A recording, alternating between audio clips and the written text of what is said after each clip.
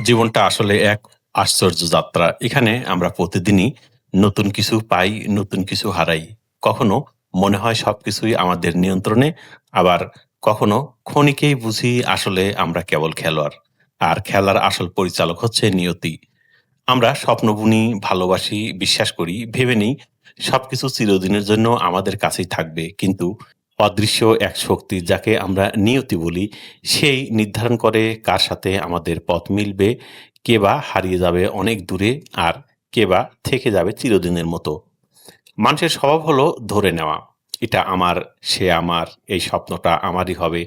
এমন ভেবে নিতে আমরা ভুল করি। অথচ নিয়তি বড় শান্তভাবে ধীরে ধীরে তার খেলায় আমাদের বুঝায় সত্যি আমাদের জন্য তা একদিন না একদিন আমাদের কাছেই ফিরে আসবে। আর যেটা কেবল ভেবে নিয়েছিলাম আমাদের, সেটা যতই আঁকড়ে ধরতে চাই না কেন হারিয়ে ফেলি একসময়। তাই জীবনের পথে হাঁটতে গিয়ে কেবল বিশ্বাস রাখি যা আমাদের জন্য নির্ধারিত, সেটা কোনো না কোনোভাবে আমাদের জীবনে আসবেই। অতিরিক্ত আত্মবিশ্বাস, ভুল ধারণা বা ভেবে নেওয়া এগুলো কেবলই কষ্ট বাড়ায়। নিয়তি কখনো হিসেবে ভুল করে না। ভুল করি আমরা আমাদের ভাবনায়, আমাদের স্বপ্নে, আমাদের বিশ্বাসে।